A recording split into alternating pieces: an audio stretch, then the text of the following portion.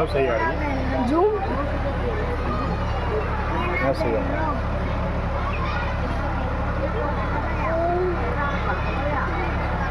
इतनी जल्दी मतलब कुछ देर में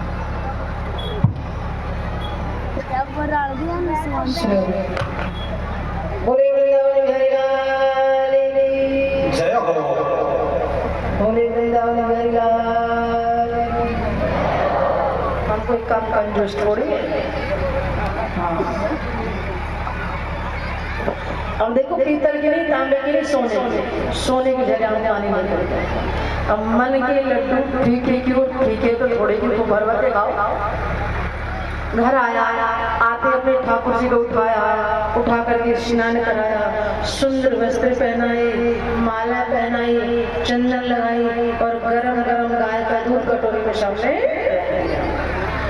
पहले दिन की पूजा में 5 मिनट लगे, चलने दो। दूसरे दिन की पूजा में 6 मिनट लगे। अब तो स्थिति ये होगी कि उनको 5 घंटा एक आसन से बैठे, करता कुछ नहीं, जाता कहीं नहीं, क्यों सोचता मैं गंगा स्नान करने जा रहा हूँ। गंगा जी में स्नान हो गए, स्नान करके सोने की झरिया में पानी भर करके घर आया, ठाकुर जी को उठाया, स्नान कराया, वस्त्र पहनाए, माला पहनाई, चंदन लगाई और गरम गरम गाय का दूध कटोरे को सामने। पर आज गड़बड़ हो गई, जैसे ही दूध कटोरे में रखा, सोई उस दूध में चीनी ज्यादा लगा। मन कहता अरे इतनी चीनी में तो 2 दिन का काम चलेगा।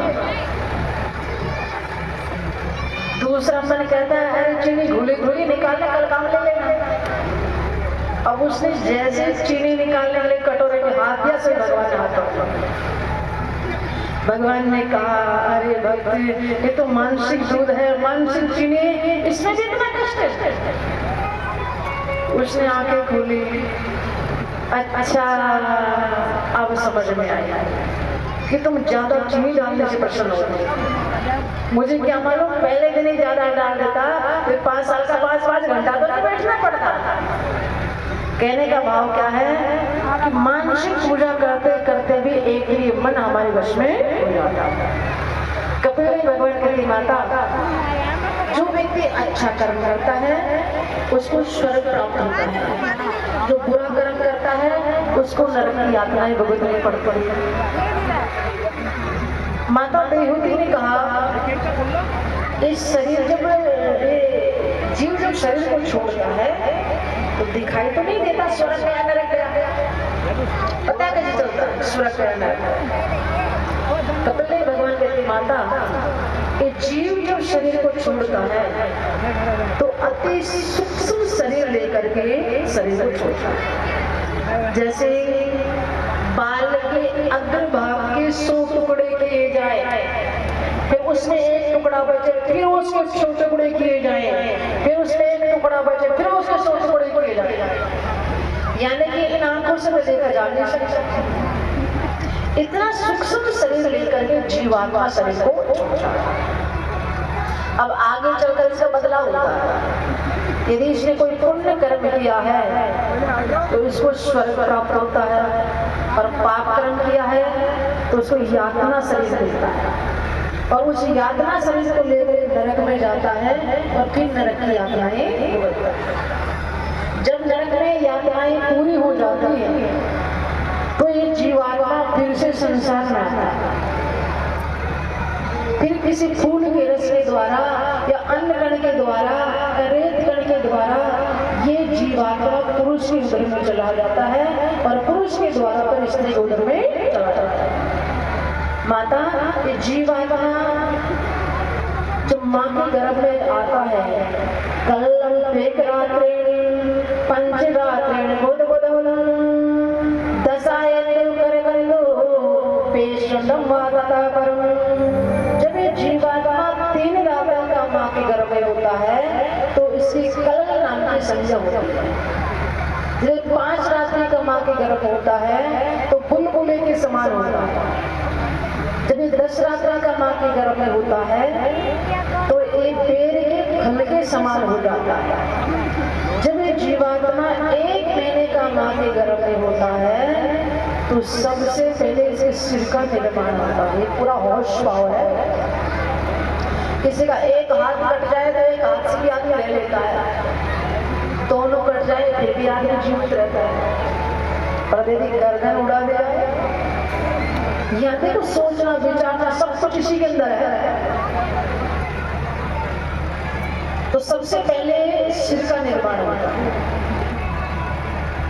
माता ने कहा अच्छा वो यहाँ सुख मिलेगा, गर्भ में यात्राएं बहुत रहा था ना, यहाँ सुख मिलेगा। कपिल देव भगवान कहते माता जितना कष्ट गर्भ में मिलता है उतना ना मिला ना मिलेगा। दीन कहे धनवान सुखी, धनवान कहे सुखी राजा को भारी, राजा कहे महाराजा सुखी, महाराजा कहे सुख इंद्र को भारी, इंद्र कहे चतुरानन को सुख, ब्रह्मा कहे सुख विष्णु को भारी, तुलसीदास विचार कर कहे हरि भजन बना सब जीवे दुखारी। जितना कष्ट माँ के गर्भ में मिलता है उतना ना मिला ना मिले। माता एक जीवात्मा जब 3 महीने का माँ के गर्भ में होता है तब ये स्त्री है तो बायनी कुक्षी में चला जाता है और पुरुष है तो बायनी कुक्षी में चला जाता है। 5 महीने का होते होते इसकी चेतना जागृत होती है, इसको भूख प्यास का अनुभव होता है। 7 महीने का होते होते इसको जन्म जन्मांतरों की बात याद आ जाती है। उस जन्म में ऐसा हुआ था, उस जन्म में ऐसा किया था, उस जन्म में ऐसा किया था। 10 मिनट के और फिर भगवान से बड़ी प्रार्थना करता है, हे प्रभु एक बार मुझे इस गर्भ से बाहर निकालो, इतना भजन करूंगा, इतना भजन करूंगा, भजन करते करते ढेर लगा। भगवान कहता है मुझे पता सब मालूम है, तू गर्भ का ज्ञान गर्भ में छोड़ कर बाहर जाते सब भूल जाता। इस जीवात्मा माँ के मल मूत्र में पड़ा रहता है, बड़ी दुर्गंध आती रहती है, छोटे छोटे जीव इसको काटते रहते हैं, ये हाय हाय करके चिल्लाता है और इसकी आवाज कोई नहीं सुनती।